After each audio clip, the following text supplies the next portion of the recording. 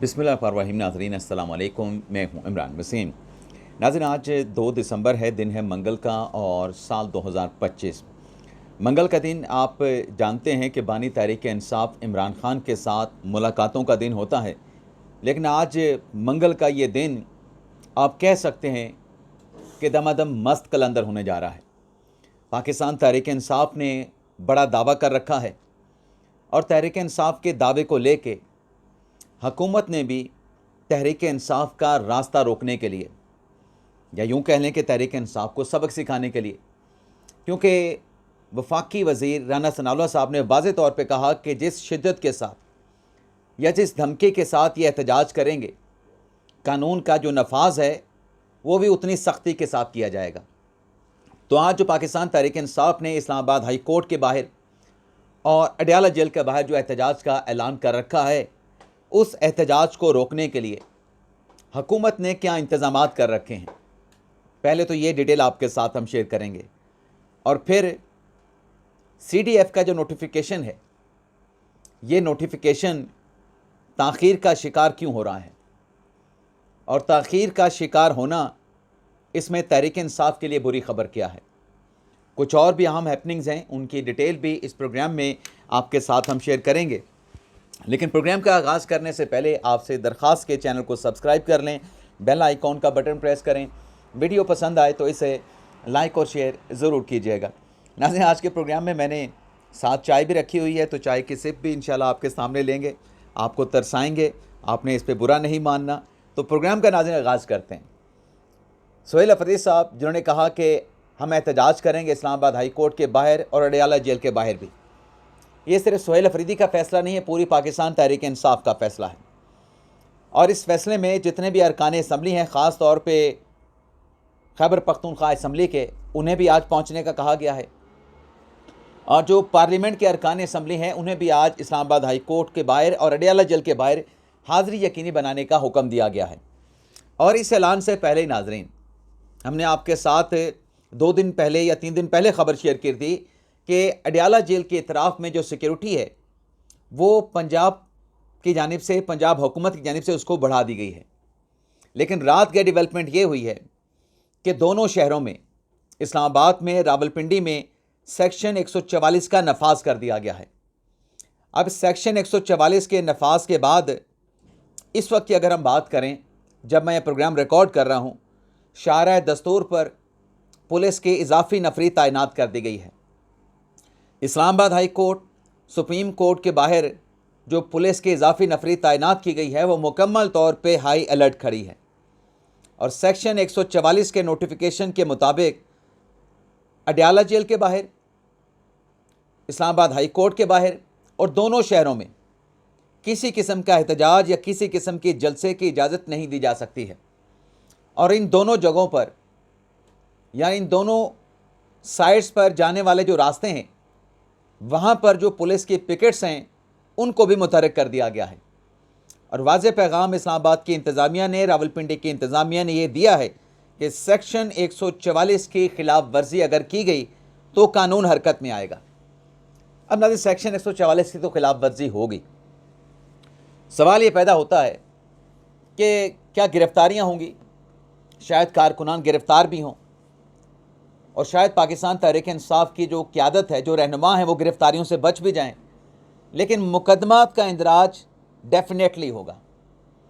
अब इसी असना में जब तहरीक इंसाफ का एहतजाज का ये प्रोग्राम है और डंके की चोट पे पाकिस्तान तहरीक इंसाफ ये कह रही है कि हम एहतजाज करेंगे, अगर रोक सकते हो तो रोक के दिखाएं, तो 2 झटके, 2 सरप्राइज़ सोहेल अफरीदी साहब को अपने शहर से मिले हैं। एक तो यह है कि जो IG खैबर पख्तूनख्वा हैं उनकी तरफ से एक मरासला, एक लेटर जारी किया गया है अपने पुलिस फोर्स को, जिसमें यह कहा गया है कि जो पुलिस के, खैबर पख्तूनख्वा पुलिस के जो जवान हैं वो किसी सियासी पॉलिटिकल एक्टिविटी में शरीक नहीं होंगे। कोई एहलकार है, कोई अफसर है, वो एहतजाज या लॉन्ग मार्च का हिस्सा ना बने। ये वाज़ेह तौर पे IG इस्लामाबाद की जानिब से अहकामात, हदायत जो हैं वो जारी कर दी गई हैं।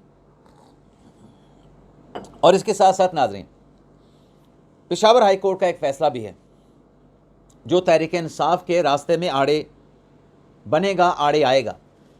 वो फ़ैसला क्या है वो फैसला पेशावर हाई कोर्ट के 2 रुकनी बेंच का ये है कि किसी सियासी एहतजाज के लिए, सियासी जलसे के लिए, सियासी मार्च के लिए जो सरकारी वसाइल हैं, सरकारी वसाइल का जो इस्तेमाल है वो किसी सूरत नहीं करने दिया जाएगा।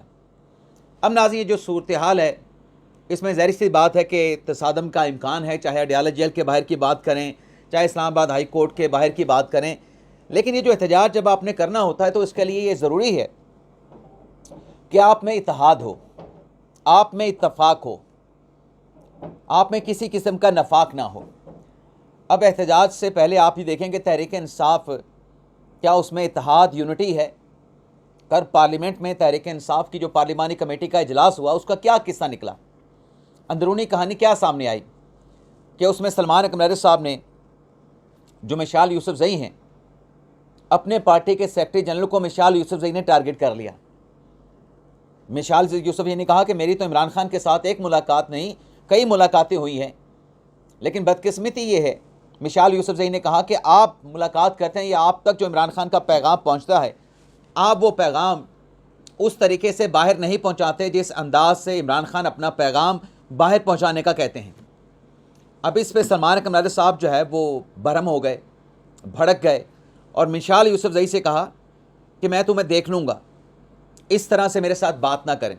अब बात तो ठीक है, पार्टी का सेक्रेटरी जनरल है, आपको एतराज़ हो सकता है, आप अपना एतराज़ रिकॉर्ड करवा सकते हैं, लेकिन अल्फाज का चुनाव तो फिर मिशाल यूसुफजई की तरफ से भी उसी मतलब मुनासिब होना चाहिए। अगर आप दूसरे से तवक्को करते हैं, जब आप बराह रास्त एक जूनियर पार्टी की रहनुमा होने के बावजूद, गो के पार्टी में जूनियर सीनियर नहीं होता, लेकिन फिर भी एक रिगार्ड होता है जो सीनियर होता है, तो सलमान अरशद साहब सीनियर भी हैं, उम्र के हिसाब से भी सीनियर हैं, तजर्बे के हिसाब से भी सीनियर हैं। सियासी तजर्बा अगर हम बात करें तो जितना फिर राजा साहब का है उतना फिर मिशाल यूसुफजई का होगा। वकालत का तजर्बा तो राजा साहब का बहुत है, मिशाल यूसुफजई का इतना नहीं होगा। तो जब राजा साहब ने कहा कि मैं आपको देख लूँगा, तो उस पर पार्टी के जो अरकान थे, जो सेंटर ख़ास तौर पे हजरात थे, वो पार्लिमानी कमेटी का इजलास छोड़ के चले गए।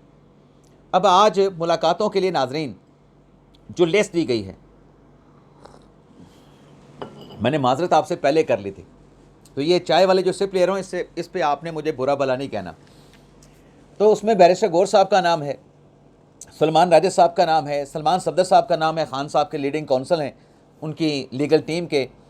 इसके अलावा सरदार नबी अहमद का नाम है, अली ज़मान का नाम है और तलत महमूद का नाम है। तो 3 नाम तो पुराने हैं, पार्टी के 2 रहनुमा हैं, एक सलमान सफदर साहब हैं, 3 नाम जो है वो नए सामने आए हैं। अब देखते हैं कि जो दावा किया गया है कि हमने एहतजाज करना है, दूसरी तरफ हुकूमत की तरफ से भी ऐसे इशारे दिए गए हैं कि आज इमरान खान के साथ पार्टी अपने वकला की और फैमिली में से किसी की मुलाकात करवाई जा सकती है।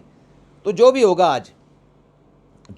आज, चाहे इस्लामाबाद हाई कोर्ट के बाहर, अडयाला जेल के बाहर, नेक्स्ट व्लॉग में उसकी जो डिटेल्स हैं वो तफसीलात के साथ आपकी खिदमत में पेश करेंगे।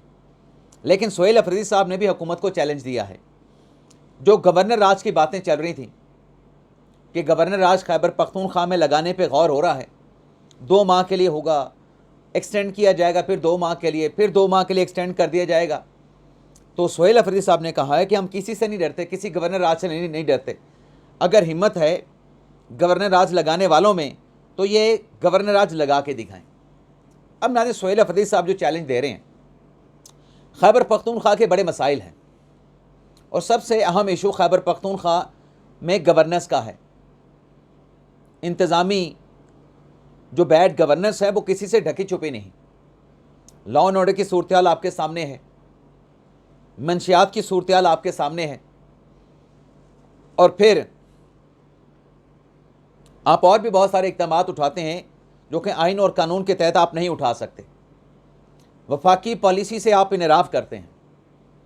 ये कुछ मिसालें मौजूद हैं, लेकिन बात इससे अगर आगे गई तो हुकूमत हो सकता है कि ये मुश्किल फ़ैसला गवर्नर राज का, जो मैं समझता हूँ कि बड़ा मुश्किल फ़ैसला होगा, बड़ा सोच समझ के ये इक़दाम, ये कदम उठाना पड़ेगा, क्योंकि इसके रिपरकशन भी हो सकते हैं, इसके कॉन्सिक्वेंसेस भी हो सकते हैं, इसका फॉल बैक भी आ सकता है।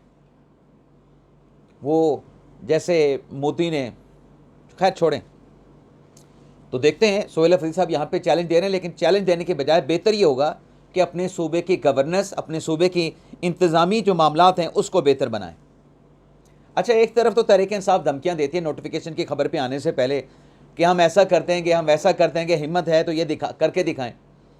जो स्पीकर साहब को इन्होंने चैलेंज किया था कि स्पीकर साहब की चेयर को चलने नहीं देंगे, तो कल जो स्पीकर साहब ने ऐवान के अरकान को गवाह बना के वहाँ पर जो बात की, तहरीक इंसाफ के गुब्बारे से जैसे हवा निकली, अब आप देखें उसके बाद क्या होता है। तहरीक इंसाफ के लोग डेलीगेशन की सूरत में स्पीकर साहब के पास जाते हैं और स्पीकर साहब को जाके वहाँ पे यकीन दहानी कराते हैं कि गलत फहमी में ऐसे अल्फाज अदा हो गए, हमारा ऐसा कोई मकसद नहीं था, हम पार्लियामेंट पे चेयर पे हमला नहीं करना चाहते, हमारा ऐसा कोई ख्वाब नहीं था, हमारा ऐसा कोई ख्याल नहीं था, कोई मंसूबा, कोई फ़ैसला नहीं था। और साथ में वहाँ पे जाके कहा कि आप ऐसा करें कि अपोजिशन लीडर का जो हमने नामज़द किया उसका नोटिफिकेशन कर दें, उसकी नॉमिनेशन का प्रोसेस मुकम्मल करें।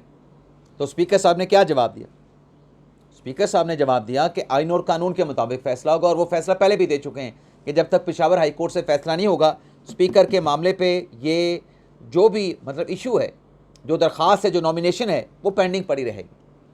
अब राना सनाउल्लाह साहब ने जैसे कहा था कि जिस शिद्दत के साथ आए थे हमारे पास, खान साहब के साथ मुलाकात कराएं, हमने कहा था कि प्राइम मिनिस्टर को आने दें, स्पीकर साहब ने बड़े अच्छे अंदाज में इनके साथ बात की, लेकिन बाहर जाके फिर उन्होंने धमकी लगा दी। ये तो धमकियां लगाते हैं, राना सनाउल्लाह साहब कहते हैं जब धमकियां लगाएंगे तो फिर धमकियों से बात नहीं बनेगी।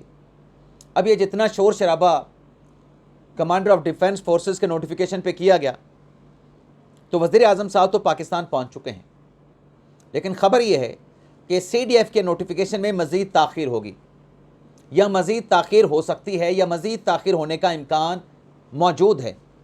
उसकी वजह क्या है? ये सिर्फ नोटिफिकेशन नहीं होना, 27वीं आईनी तरमीम के तहत जो तरमीम आर्टिकल 243 में की गई हैं, जो आर्मी एक्ट में तरमीम की गई हैं, उसके बाद CDF का जो ओहदा है जो कि तीनों मुसल्लह अफवाज पर कमांड करेगा, उसके तहत एक नया इदारा बनेगा।